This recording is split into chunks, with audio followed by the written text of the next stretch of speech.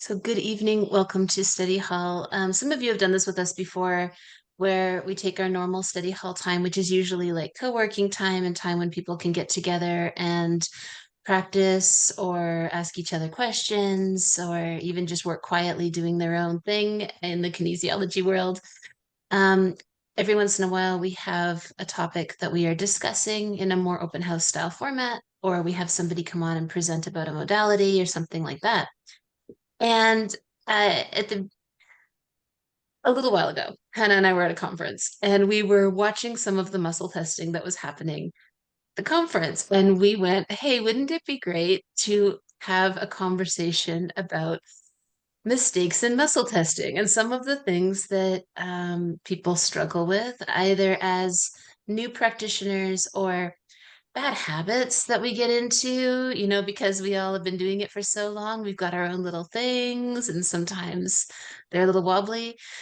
And there are certain things that people tend to struggle with. So we thought maybe we would talk about a few of those things that we've noticed and some ideas for how people can have a little more confidence in the accuracy of their muscle testing. And so our intention is to talk about a couple of those things tonight and then open it up for more conversation and let people ask their questions and offer their own feedback and their own suggestions. And so it'll be like a collaborative experience. So if that sounds good for everybody, then I'm going to go ahead and first of all, just pin myself. Okay. Sorry about tech issues, everyone. Hopefully they're all done at the beginning. Okay, anyways, let's just start. The first couple of things about like muscle testing are things that aren't necessarily applicable to you guys because you're all, professionals. But of course, we have to start at the beginning, which is, when people are first learning how to muscle test. Most of us who are teachers know those habits that people kind of get themselves into in those first few classes that you really want to be careful of as you're learning to make sure that you can gain like really accurate muscle testing. So things like testing, like bouncy muscle testing. I have to pick a muscle that's like up here. So that thing that we do when you're first starting, when you're like, you're not quite sure. And so you end up like testing a couple times in a row and then it's like it moved. And does that mean that it's unlocking, or did you do it wrong, or is it okay? And then related to that, we've got things like pushing too hard or testing too quickly. So there are reasons that we have those rules, like 2 pounds of pressure, 2 seconds, 2 inches of movement, right? Because those kinds of things allow us to be really, really precise at the beginning and to practice really well. And practicing well allows us to gain confidence and be accurate and know what we're actually asking, what we're testing, and what it's saying. Because that's one of the biggest issues that that first stage is like, do I actually understand what it's saying? And once you know that, then you can, go anywhere with it. But yeah, that's one of the biggest things I see in teaching, especially, is the bounces. And so I'm constantly telling people, like, apply pressure gradually. Start at nothing. And then add pressure, because otherwise you just end up confusing yourself and your client. I'll jump in and agree with that. And I had so many challenges, even as an experienced instructor, with some classes. I'm going, what are they not getting? So I got a visual aid. It's right here. Can I go grab it? Sure. So in many parts of the world, like the United States, you guys talk about 2 pounds of pressure, but in Canada, we work in kilograms. So I actually have a mailing scale that I pulled out of my basement, and I have people put their hand on it and see how much pressure it takes to gradually get it into the sweet spot where the red line is. That's 2 pounds. And in fact, Allison, you've seen me drag this around the country somewhat, haven't you? And I have Because- one too. Because people don't get the idea of 2 pounds. I know that broke my brain when I first learned. I went, well, what's 2 pounds? And so this, when I make everybody stand up and try it, and then like it encourages them to go slowly. I say count to 2 to get it there.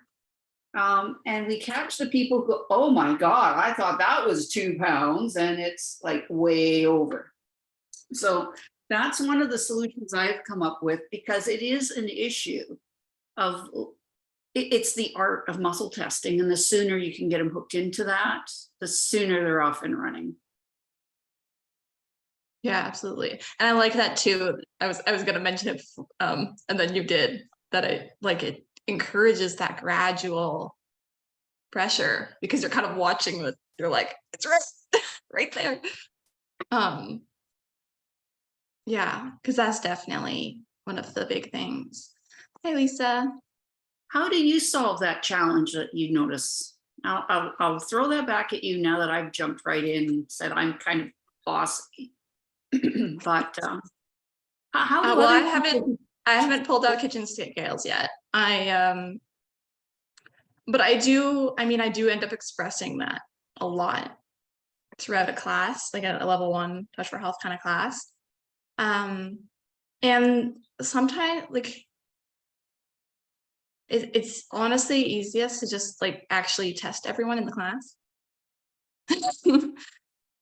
Right? Actually show it, I often end up co-teaching, right? So show it, but also just actually show on everyone at some point or other within practices. Like this is how you would test this muscle. And even if it's not like that, that's the point. It's like, oh, well, you have to change your angle like this. And then you show it, it gets kind of taught accidentally sometimes, which is nice. Absolutely. Yeah. The other thing that I was thinking about when we were talking about this is bracing appropriately.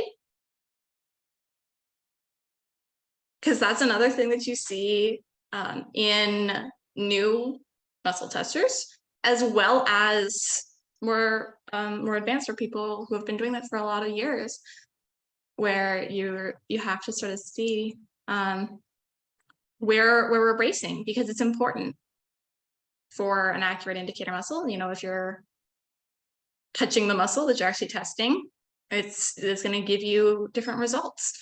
Or if you're testing in a way that the person feels unsteady or isn't actually balancing the direction of pressure, then you also end up with unclear results, because you end up with movement that's not related to the muscle you're actually testing. And then alongside that, the actual technical side of it is if you're bracing in a way that is comfortable for the person you're working with as well.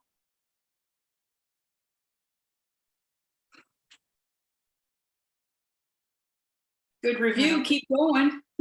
You go. I wasn't sure if you had more you wanted to add. I'll give other people a chance to chirp up. Allison? When I teach, I actually show both ways, so that I show the proper bracing, and then I show an inappropriate bracing, or a bracing that isn't going to work properly. And I demo that on the students.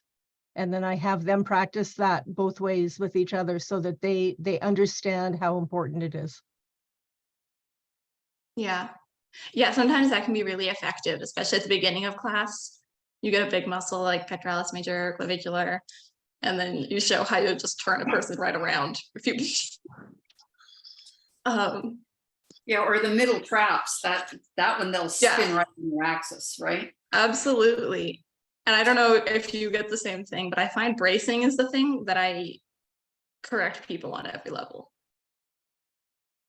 Like as people move through, because it's one of those things where if you get into a bad habit, or if you're not really paying attention to it, you just, and then you get to something like middle traps and you're like, oh, it's the same shoulder. Yeah. Does anybody else use the energy ball to show the reason to make a connection? Even if it's through clothes, the whole idea is when you have the whole class hold hands and somebody touches this side and the other person touches over here in a group, they get the idea that energy moves. And I encourage them to understand that if they learn muscle testing from some of the popular books out there on the market, where it says, hold on to this and I'll push on your arm. And if you're strong, it's okay. And if it's weak, you're not. But nobody's completed the circuit. I've seen people literally come pay me for mentoring to find out why their muscle testing isn't accurate. And that is the number one thing, besides not spindling the muscle to see if it can talk to you. Those are the two top things. When people go, I believe in muscle testing, but it doesn't work for me. So I say, show me what you're doing. Give me an example of how you use it. And the bracing or the having connection is important. Correct bracing is really important if you're testing actual more than an indicator muscle. But those are kind of my two top pet peeves that people, for example, who use this self-testing thing, they never check to see if they can switch the muscle off by spindling in there to see if it comes off and if they can lengthen to strengthen to turn it on. So one of my things is people have difficulty learning muscle testing, self-testing. That's mostly where I see, it's not necessarily, that's where I see a lot of inaccurate stuff is people who haven't been trained by a licensed touch for health consultant. They do not understand the importance of accurate muscle testing. Right. Yeah, I mean, I do teach self-testing in touch for health classes, even though it's not a part of the curriculum, because it's what people ask about, right? You get to like level 2, and you're doing food testing and stuff, and people are like, okay, but for me though. But it's at that point you have that background, like you were saying, like they have an idea of how this is supposed to work. But let's talk about accurate indicator muscle. Yeah, how do you get it to actually talk to you? How do you have confidence in your responses? I'm back. Hi. Can you all hear me? So I don't know what happened in the middle of all I said was I was going to pin a video and then I got a blue screen of death and my entire system shut down. And while my computer is back on, it doesn't appear that my camera is working and it doesn't actually want to launch Zoom. So I'm on my phone. So we'll see how this goes. But one of the things that I had just wanted to talk about, because this is something that we've discussed before a little bit, is I think it's really important that you know what it is that you're actually challenging when you start muscle testing. And what I mean by that is you have to have in your head an idea of what it is that you're actually looking for. And that changes depending on whether you're talking about testing a muscle as an indicator muscle or whether you're talking about testing a muscle as an indicator for a specific meridian.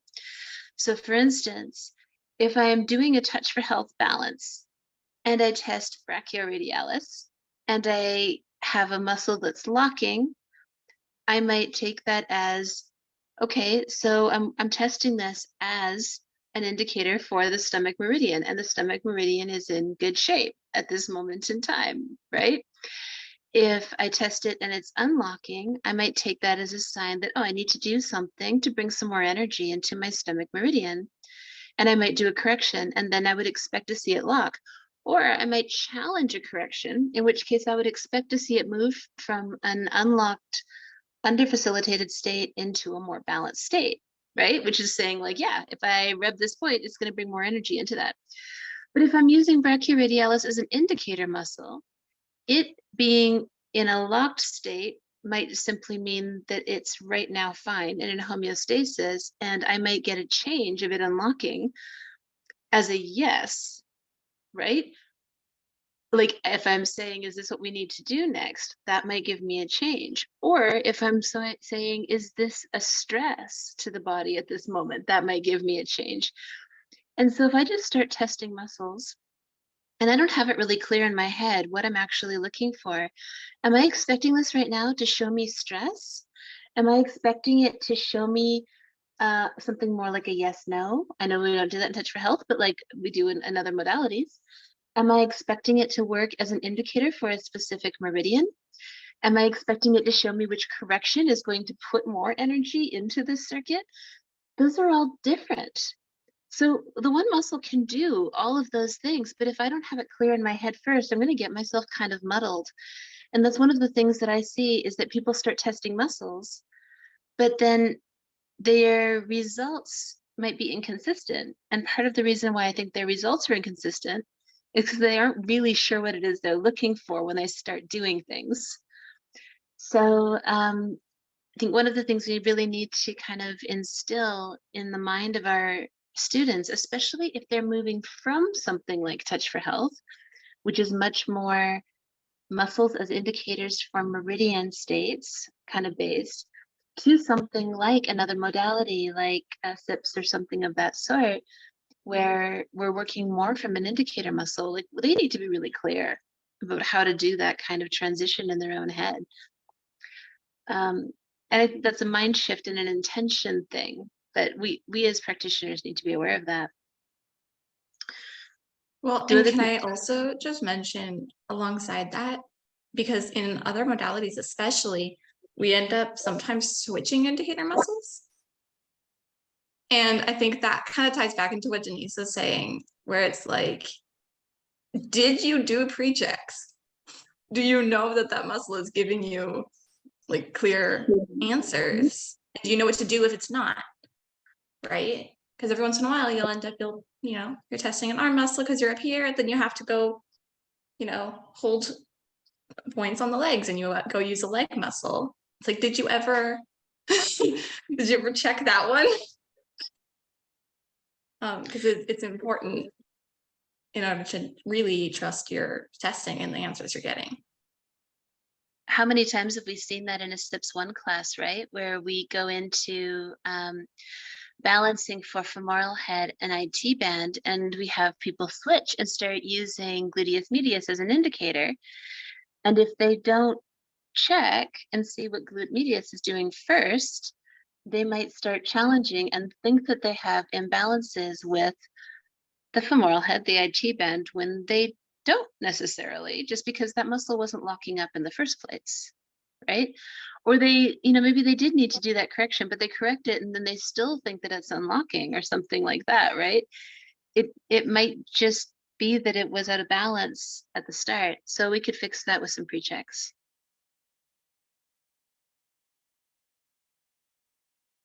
Yeah, that's so foundational in applied physiology that any muscle can be an indicator muscle. Any muscle can get you into the system. But before you start doing something, you have to make sure that particular muscle can talk to you. And when you're in the heat of the moment and you're running around and you're in learning mode or you're in bad habits, you can jump from brachioradialis to gluteus medius and completely forget to check, is it even switched on? Or in applied physiology or muscle tuners, is it over facilitated? Right? Because it can look okay, but it's not. Sometimes it's not.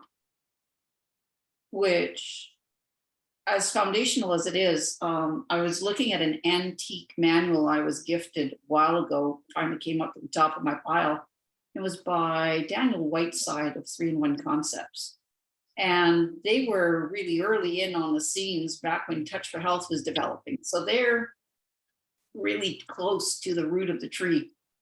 And they reminded me in the way that they wrote their manual how important it is to remember, if you're testing the right brachioradialis, it's the left brain that's basically running the show. And if you want to access whole brain information, you better also check the left brachioradialis to see what the right brain has to say about it. And I thought that was fun that I just happened to notice that literally this morning before this particular call, because back in my early days, I was impressed how important it was to test both sides. And I suspect in some modalities and in some classes that the reason for testing both sides is missed. it's not covered, or it's glossed over, or it's simply forgotten. What are you noticing about that? As you're talking about that, I'm thinking, because in like a Touch for Health class, we definitely do emphasize, bilateral testing. In other classes, we don't. And I'm finding myself wondering, how necessary is that if we're not necessarily challenging the muscle for muscle function at that moment? Or if we are challenging the muscle for muscle function, if we're challenging it with something like circuit mode, and I know that that goes outside of information that everybody has, so I don't want to dwell on that. But like, if we're doing something with intention at the beginning that says we are challenging both sides of the body, is it still necessary to stimulate literally those motor neurons on both sides? Doesn't take long to check an indicator on both sides of the body, like with a goal. In Touch for Health, a lot of times people will check a goal only on one side. And one half of the brain might be perfectly happy with it, but the other half of the brain not. So that is one instance in Touch for Health, which is foundational to most people who will listen to this video, who may not go, oh, so it looks okay, so that's not an appropriate goal for this balance, pick another goal. But if they check the other side, they would find somebody hollering, help, I'm stressed out. And I get what you're saying if you put a mode on with the intention of accessing the whole thing. But even in applied physiology, when we put hologram mode on to say we find an imbalance in one area, like that's connecting to the whole organism, they still hammer check both sides, and not only in contraction, but in the extension testing. So that's can be getting anal for some people, because you don't always want to check all 4 dimensions. But if you challenged yourself this week to say every single indicator change, check all 4 quadrants in contraction, and then bring it back and see if it locks coming the other way. It just takes so long in an actual, like if you weren't doing like a Touch for Health or a muscle, like a muscle balance. It's not appropriate really that much in Touch for Health, but if you're working with a neurologically challenged person, it takes a long time, but you'll find what you can observe, you can fix. And if you're not fully observing it, you're not fully serving the client. That is some people's attitude. I'm not saying it's mine, but I'm just throwing it into the conversation, because when you challenge yourself, as I have done, I go, holy cow, Batman, you really do find a lot of other unrecognized stresses that if you work with stacking, it's great to have that information in the circuit. You just keep adding and adding these pieces that are going, I'm okay, I'm not okay, I'm okay, I'm not okay, I'm not okay. And you add that all in when you offer the balance, is much more complex and it'll affect much more. Just saying. But not all modalities require that, for absolute sure. So, I basically look at my students and say, if you're in Italy, speak Italian. If you're Spain, speak Spanish. If in Auslan, you speak English with a funny accent. Back here in Canada, we speak English the little bit British way.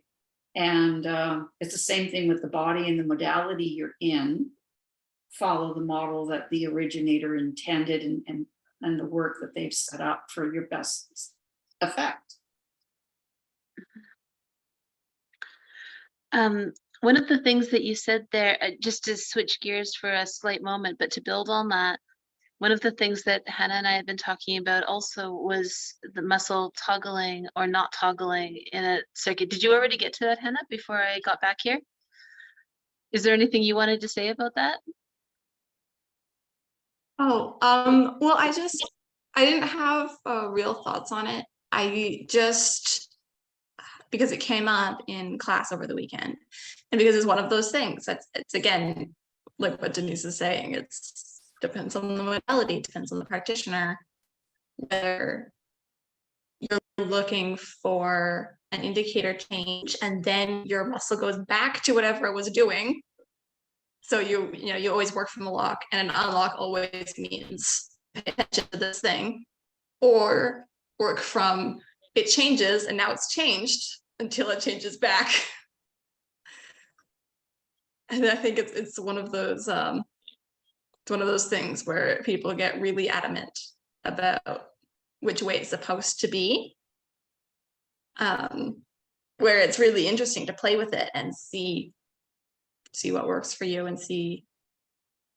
But we had it happen in class because usually both of us work from a lock, and then an unlock always means to pay attention.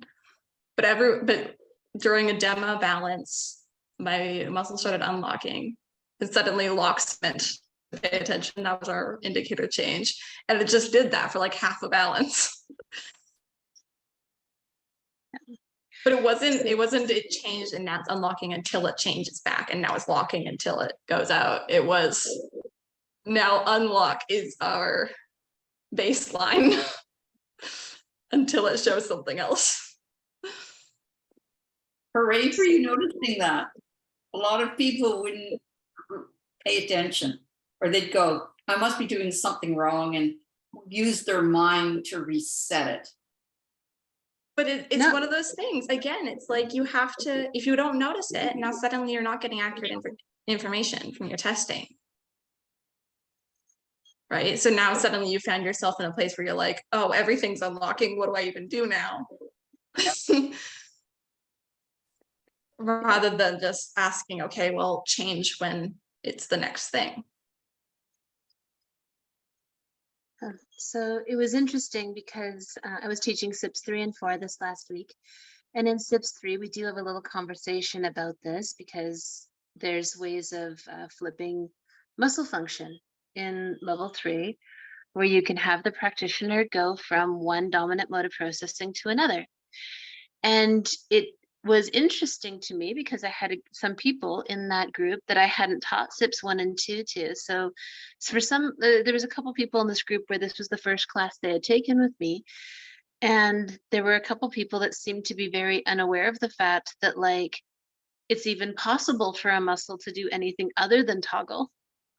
Like, and when I say toggle, just in case anyone's watching the video and they don't know what I mean is that there's a concept from sort of the beginning days of muscle testing that if you take something, if you've got an unlocked muscle and you put that into circuit, theoretically, it should stay unlocked until something is introduced that now changes its function, because that's been locked into your circuit. So it should stay unlocked for all eternity until something changes it, right? And the same the other way. If it's locked and it's in circuit, it should stay that way until something causes it to change. And yet you get weirdos like me where without me doing anything intentionally, it just always kind of comes back to a lock unless I watch it like a hawk. So what do we do with that bit of information? And what we were talking about in class is that when your indicator muscle tends to toggle, that tends to be more linked to linear left brain kind of processing, where information is a little more sequential and bit by bit. And if your indicator muscle tends to respond more in a, it's always locked until it unlocks, or it's always unlocked until it locks, or something like that kind of way, that tends to be more reminiscent of Gestalt brain, big pattern kind of functioning, where information is a little more simultaneous. But also that you can move back and forth between those depending on what's appropriate in the balance. And I think it's really a fun thing to kind of get people to practice working with both and to be comfortable working with both, so that if something weird happens and you have like with Hannah, where suddenly her indicator muscle was just totally limp, and I was like, oh, okay, right, we can work with this. But I think that if I didn't have practice going back and forth with different ways of dealing with indicator muscles, that would have been much more stressful, as she was kind of saying before. So maybe we can get people into a practice of kind of playing with it and challenging it in different ways, and getting in the habit of I sometimes see people in class freak out because they will do something like, you know, they have to do a correction, or in SIPs they're doing amperage resistance, or they have to go get a book or whatever it is in the balance of whatever modality it is. And then they come back and they go, oh no, what's the muscle supposed to be doing? Because they can't remember whether it was supposed to be locked or unlocked. And I try to break people of that habit and be like, who cares what it's supposed to be doing? What is the muscle doing? Let's start there. Like, what is it doing right now? Is it locked? Is it unlocked? And if we get in the habit of just noticing what is it doing, rather than what is it supposed to be doing, then I think that frees us up to notice more, right? And to just kind of pay attention to what's happening. I think that's something we have to do like really intentionally, because you know, you walk into Touch for Health and it's not like that. It's very much like an unlock means there's stress and now you have to correct it. And for, you know, balancing muscle meridian like that, I mean, it works. Touch for Health one is amazing. It works. And sometimes that is the case. And so it's really only once you start doing that second kind of muscle testing, that just indicator muscle testing, that suddenly you have to be really clear about how you're doing it and what you're expecting. Like what question are you asking, and what does the response mean? And then if something else happens, you know, your indicator muscle is doing something weird, like how do you interpret that, and how do you then continue to work with it?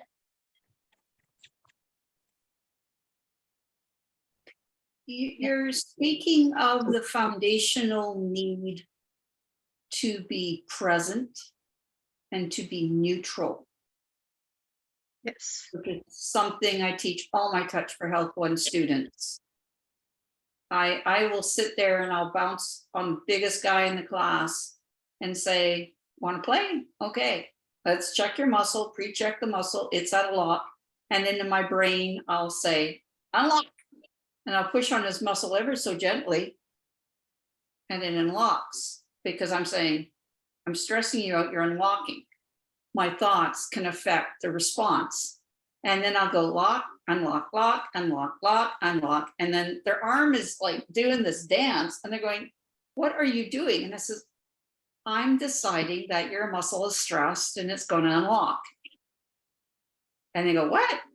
I says, what if you were a smoker and I was checking the anterior serratus and I decided you're a smoker, your lung meridian is going to be stressed. But when I test it, you will find an unlock. And they go, oh. And if you're worried about what you're going to make for dinner, I was in one advanced class where you bust a gut. Somebody put stress online. What am I going to make for dinner? And we were doing some brain stuff. It was absolutely hysterical how that caused stress for people. So what you think affects your muscles. And I'll go look out the window, go, who's got that red car out there? And go, I do. And I go, okay, I got a joke to tell you. Okay, now stand up here. I'm going to muscle test. And then I want to tell you something. And they go, okay. And they're all game for it because I kind of make it playful. And I go, you know, when I looked out the window, I saw your red car had a flat tire, and I'll test their muscle. And it, just the thought weakens them. And it was false information. So it's the way that I teach people how important it is to be present and focus in the moment and be as clear as possible and keep your prejudices out of the testing. Sharon Donaldson underlined that for me so beautifully the first time I did my first Touch for Health instructor training class, because I was sitting in the front row of the class, and she had brought somebody up to demonstrate something, and she looked at me and she was like, well, unlock her muscle. And I went to stand up to go like spindle off the muscle, right? I'm in Touch for Health instructor training. That's what I would do. And she was like, no, just do it from there. I was like, what? Just unlock her muscle. And I was like, your muscle's unlocked. The muscle went down. Your muscle's locked. Muscle stays. All your muscles are unlocked. Right? Like, it was just It was amazing that that the power of intention, and also, I mean, I would say there's a placebo effect happening with that as well. I'm suggesting to somebody that that muscle's unlocked, and then it does as well, right? But that was also something we were talking about in classes last week, about how like your own confidence.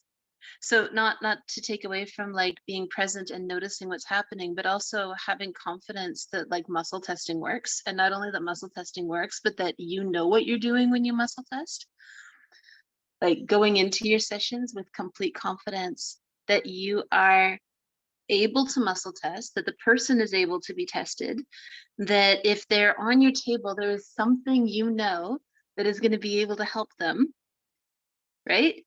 And that you're going to be able to do something with whatever presents. That feels like a big part of it too. And I know it's not technically muscle testing training, but our attitude and our intention is a huge part of it as well.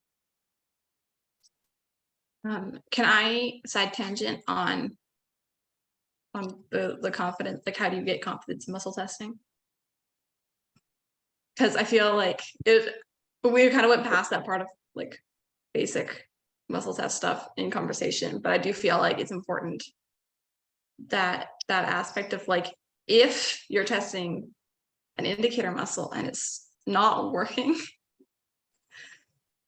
I feel like a lot of us have either experienced that or experienced that with students, where it's like, you know, everything, you know, you think it's working fine, you understand how the concepts work, and then you go to actually test someone and your indicator muscle isn't working. You go to spindle it, it doesn't do anything. And suddenly the very first thing you thought you were so confident, the very first thing you do doesn't work at all. I feel like it's an important part of this conversation to be like, what do you do? And also important to know that you have, because this is where I segue, is I spend so much time telling students, and like, you have tools and you have ways to get around this, and you're not stuck, right? You can always use a muscle test. If you're in a position like that, you can test the muscle on the other side of the body. Maybe the other side of the brain's doing something different. You can use a different muscle altogether. You can try a balancing technique for the one that you're trying to use. You can switch on or run central meridian or drink a sip of water or use a different pre-check. Like there's nothing stopping you just because that first thing felt like it didn't do what you expected it to do.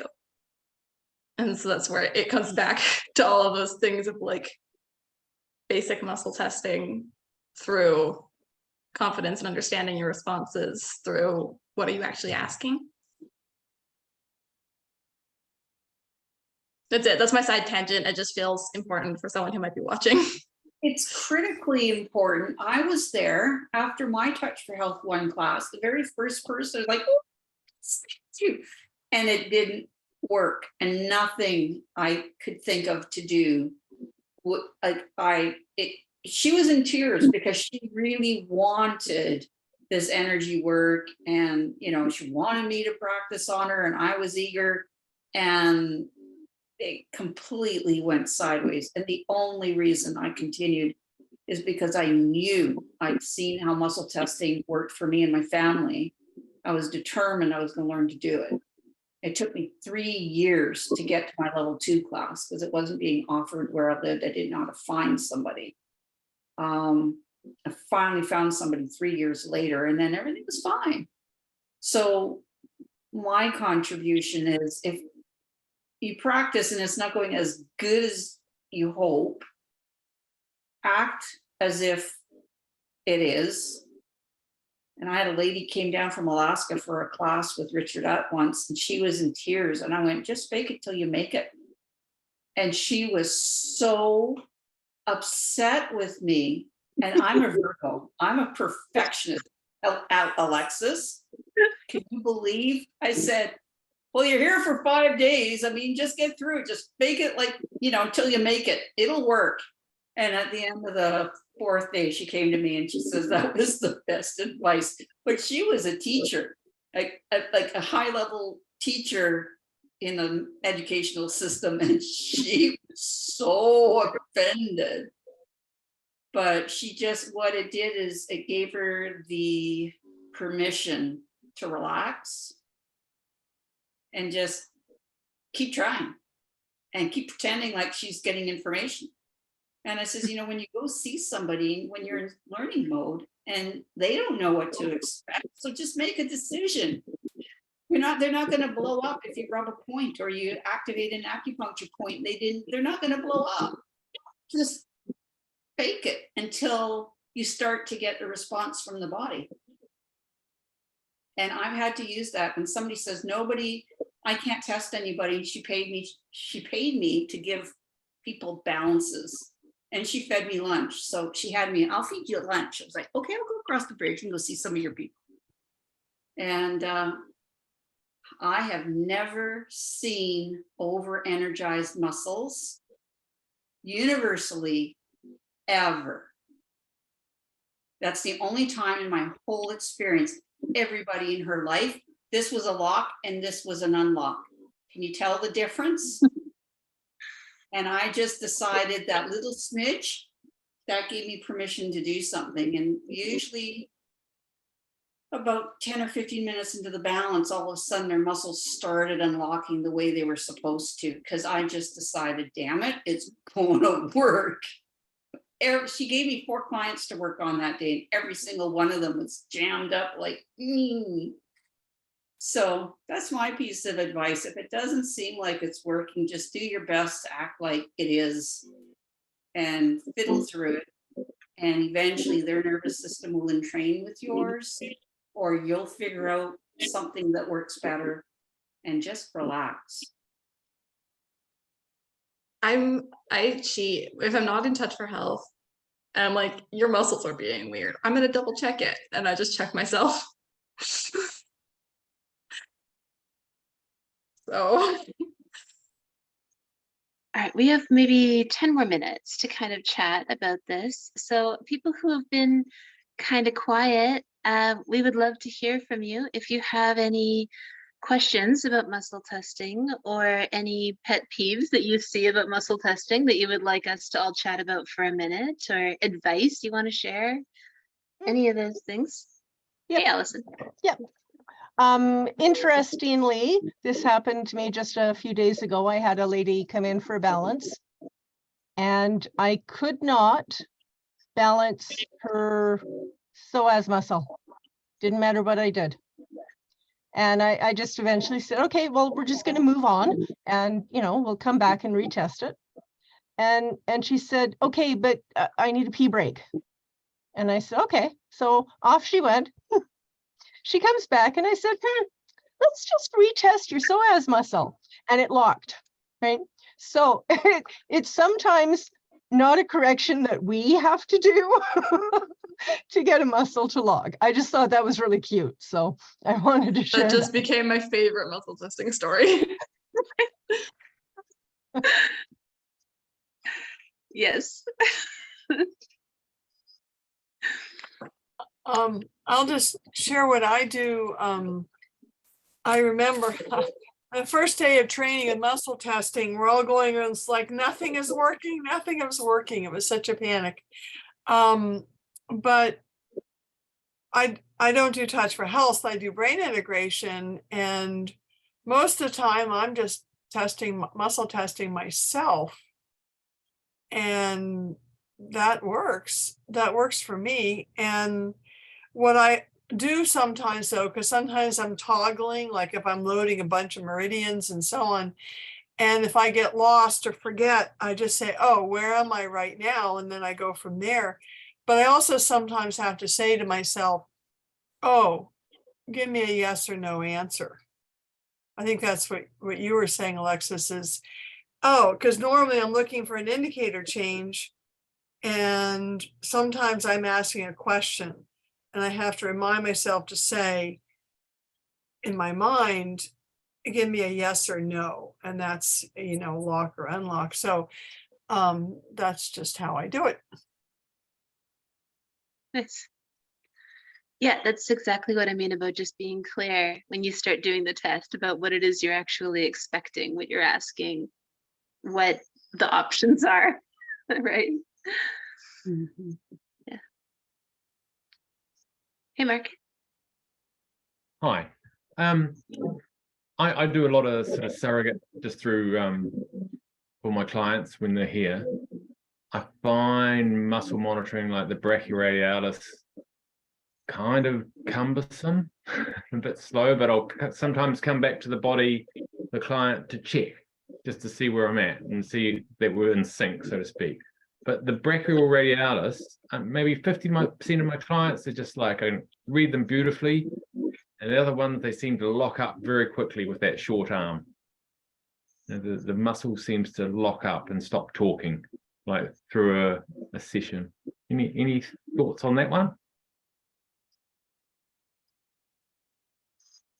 So just to be clear, it's the muscle itself. Like if you switch to something like an anterior deltoid muscle at that point where you have a longer fulcrum, Yeah. it works fine. Yes. Okay. Yeah. So I mean that might just be a muscle sensitivity thing. If you don't do a lot of like actual manual muscle testing, something like a brachioradialis, I find that you can get a very, very small, Denise was saying before, like how you only get maybe the tiniest bit of movement. But also, are you checking it at the beginning to make sure that it's not in some kind of stress state Yeah, just sort on of its own? pre-checks. I mean, it's preferably, I prefer it to use it, but I find myself doing more surrogate work and coming back to the body, like just as in a check-in to see where we're at and what the muscles are doing. But the brachioradialis, even though I do the pre-check, it sometimes it'll lock up. It appears to lock up, should I say, more freely than say a larger fulcrum. I mean, my first question is always, what's your testing pressure like? Yeah. If you're not using it like all the time, then it's probably that might not be the issue. I know of some people, if you're using like constant indicator muscle testing and you're pushing too hard, then it can fatigue easily. You can also switch to something like latissimus dorsi. Yes. It's very easy to do on the table without fatiguing. Like anterior deltoid being held up like that can be a lot as well. Okay. All right. Awesome. The other one I noticed with brachioradialis, and again, you might not do it if you are not testing a lot, but maybe you guys see this. This is hard with my phone. When I have my laptop set up, I've got a whole thing, right? Okay, so like we know that the angle between like the bicep and the forearm should be greater than 90 degrees in order to test brachioradialis properly. And what I see often when people are having it tested lots is there's sort of this compensation thing. It starts creeping back and back and back and back and back. And sometimes then what we have is a less than 90-degree angle, and there's no way you're going to move that arm at that point. It's the same, it's the anterior deltoid creep that we see in Touch for Health when you're using that, and it just starts coming up higher, higher, higher, higher, higher until it's like piling people. It's bad. So we want to make sure that it's in the right position as well and that it's relaxed, because I find that and men are worse for it. I don't know why, but it tightens on up. And I have a challenge with my men clients. Maybe 80% of them don't know what it is. They almost like there's a resistance. You're not going to unlock me. So yeah, they're my anterior deltoid clients. Yeah. Right. So I play a game with people when I feel like they're trying to make sure that I can't move something, because I usually, even though I work with mostly SIPs and GEMs in my practice, I always start with a Touch for Health 14 balance because I really like the way it sets people up. I think it gives people a good understanding of how muscle testing works, so they understand what I'm doing better. And it gives me a good read on how they test. So it's like a practice from my own brain so that I kind of understand what's going to happen now. And if I feel like they're really resisting, I will kind of run them through something really similar to like the push hands exercise that maybe you experienced in Touch for Health 1, where I'll kind of be like, okay, so I'm just going to do the tiniest bit of pressure. And what I want you to notice is when you can feel my pressure, right? Okay, and now you push me. And when can you feel my muscle change? Okay, and now I'm going to try to muscle test you using basically that kind of pressure. And so then instead of it being like, we're looking to see if I can get them to be weak, right? It's much more like we're trying to see how subtle a change we can notice. And so I think it kind of recruits them rather than sets us up as like opponents or something like that. Yeah. Yeah.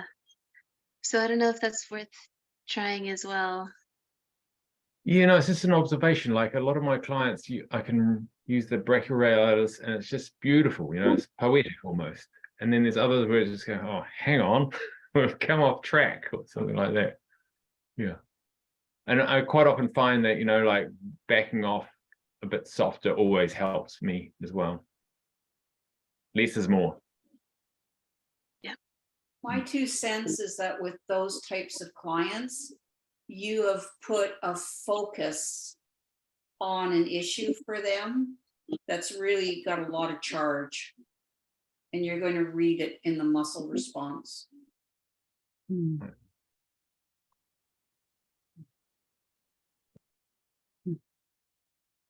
Anybody else? Last questions, comments, thoughts before we're wrapping up today? I just want to share a pet peeve. And I see this mostly when I'm teaching class, but there have been times that I've gone to another practitioner and they start spindling a spindle cell on a muscle in the wrong spot. Right.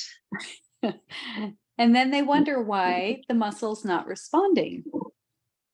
You know, and they're, you know, push to mush, lengthen to strengthen. They're like, it's not working for me, you know, and I'm like, well, make sure, you know, you're at the right location and the right direction. And, you know, as you're teaching and you're very emphatic about the origin and insertion and the direction of the muscle fibers, and they still just don't get it. And I just, it's a pet peeve of mine. And I'm still working on how to be gracious and correcting, especially when I am teaching.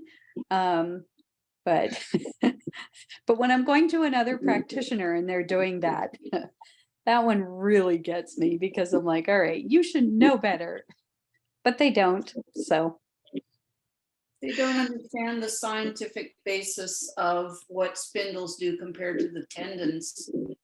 And right. oh, I had the thought in my head, your solution. Oh, in applied physiology, when we say when we work at the opposite end of the muscle, expect the opposite effect. When you're in opposite land, expect the opposite effect. And sometimes that they understand that you have to be in the belly of the muscle, not at the ends of the muscle. Yeah. That's Yeah, good. my Thank you. favorite is definitely when someone switches from like anterior deltoid to supraspinatus or to brachioradialis, and they're still trying to spindle here. Like, right. Exactly. that's not where that is. It's not even close. That's when I'm doing this. Yeah. And breathe. It's not really that big of a deal, but to me it is a big deal. But it works in class. Because in class you do it so many times, you're just like, I don't know, I'll gesture at it. Like, yeah, it's fine. And then you go out to the real world and I had one student that says, do you not ever tell anybody I was your instructor? She did everything so wrong. And I'm going, don't tell anybody I was your instructor. I could not get through to her. yeah. The other one with the spindles is what Charles calls shirt spindling. Like I listened to, and yeah, some of you are nodding because you've heard Charles do this thing before, where he gets very upset about when people like brush gently, you know, over the shirt, and they're not activating. Like activating actual things in the fibers when we spindle. Mhm. It's not just a gesture, right? So if Right. you're not actually putting some pressure in there and in the right place and in the right direction, it's not technically doing what we think it is. Mhm. So yeah. Yeah. So Adam, some of you know who Adam Lehman is, and he presented at the recent Touch for Health conference, and he was talking about spindling, and his approach was, you have to really get in there, but you don't have to do it like 5 or 6 times. He said the muscle's going to respond with just a one time.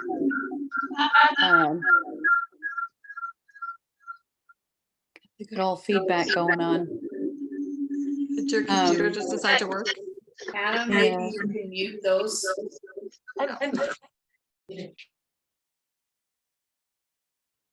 Oh, and now you're Mom, muted. I muted you because of feedback reasons, so no one can hear you now. So in Oh. Adam's presentation, he was talking, about the, okay, you don't have to 5 or 6 times. You just do it once to make sure the muscle turns off, and then repeat or then, whatever you're doing, just do it once to then turn the muscle back on. And you should be fine. Where he said, for years, what have we been taught is that you have to do it 2 or 3 or sometimes 5 or 6 times to get the muscle to respond. And he's like, no, we don't have to do that anymore. He said, I might be stirring up some Just do it controversy right the here, first but time. yeah. He's like, just listen to the muscle, do it once. Did it Yeah. give you the muscle response you were looking for? And if it didn't, then maybe you do have to do it a second time. But majority of the time, you do it once, you get the muscle change, then you turn the muscle back on just once, and you get the muscle change. So I really appreciated that, because if we're not, we're doing this shirt thing, we're no, get in the belly of that muscle and just give it a good pinch, turn it off, lengthen, turn it back on. Okay, I have one more. If we could talk about conference goers at this moment. Mhm. I'm gonna get in trouble for this. The people who are doing demonstrations in front of a conference room, and they're doing like almost old school style muscle testing, like the arms way up here and they're pushing really hard. And you're looking, you're like, that's not an angle of any of the muscle tests. Mhm. Mhm. I don't know. This is my biggest pet peeve right now. Is there? We talked about it already. There are 2 kinds of muscle tests. There's testing a muscle for the sake of testing a muscle, and there's testing a muscle as an indicator muscle. And when we're talking about an indicator muscle, we're all pretty comfortable with like using brachioradialis, using ourselves, or a sway test, or a pendulum. Like those are all the same thing. What I cannot wrap my head around is testing a real muscle as if it's an indicator and doing it badly. And I also understand that and then I'm they're being doing it mean in front and of that people. exactly. And I understand that doesn't help. Like doing it in front of people, you're not paying as much attention to like, what is the angle doing? What is my pressure doing? Right, I get that. It's harder to do in that situation. And also, if you're demonstrating a technique and you are the professional that people are listening to at that moment, and I'm looking at that like that's not the muscle you said you're testing. It's not even close. Mhm. That's my biggest thing. I don't know what you've observed, but I'll say that some people have performance anxiety and get brain farts with massive nerves when they're demonstrating something. I've seen people that are perfectly proficient look like idiots. I've been one. Yeah. And that's why I wanted to acknowledge it. I understand that's not the easiest scenario. Mhm. But I've seen Oh. somebody get really angry with Donna Eden, who was at a presentation, was a speaker, got massively upset that she was teaching something wrong. And this person is very precise. And I just had like I heard it through the grapevine how upset this guy was. And I went, that's so funny, because he's really working in the physical realm. And if you understand Dawn at all, she's really an aura level person. And the aura flips. So when she says it's doing the opposite, that's how she sees it. Mhm. And so I kind of had a giggle about that, because in her reality, she was talking truth. But if she didn't understand that she was talking to a bunch of people who were watching her like hawks, going, what the heck are you doing? You're doing it backwards. Right. Just saying, there's so many possibilities there. Oh, yeah. It is nice when you got really good quality professionals that are comfortable at presenting and give you really good information. Okay.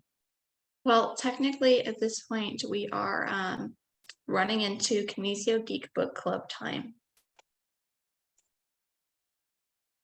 I don't know if anyone's been reading things on energetic medicine or holistic health, or wants to come Is click this a the different same? Zoom link and become part of book club. But Hold that It's the up so I same link? continue. Oh. What are we looking at? Living Rainbow H2O, really? It just got delivered while I started the workshop. Tanya, my partner, brought it in. She found it at our local library, which is small. Where to find something like this, I was just like, wow, I didn't expect it. Wow. We will turn off this one so that we're Yeah. finished with this recording, and then anyone, Hannah, maybe because you have was gonna put working it in. things. Yeah, Yeah. if anyone wants to join us, we'll put the link in the chat. Thank you all for being here and for putting up with my weird whatever is happening with my computer. I just taught for 6 days and it was fine, but then today everything just went nope, I guess. Also, if you think of more pet peeves or questions or things you want to talk about, either we can do another one of these later, or you can send them and we'll create some kind of compilation in the next newsletter or something. Yeah. And Thank just you. thank you. And just to finish that up, like anybody who is here or watching this who is not already a member of the GEMS College of Energy Medicine, we do things like this. It's not just classes. It's about community and making sure that we all have resources to be really good practitioners and instructors. So if you want to do study halls and have office hours with the heads of house and do book clubs and do yoga, touch for help hybrids, and do all the fun things that we do, yeah, sign up for that and or ask us how, and we'll help you figure that out, because we're trying to grow our community and it's what we need. Well, because this is the fun part. Yeah. All right, thank you all. Thank you.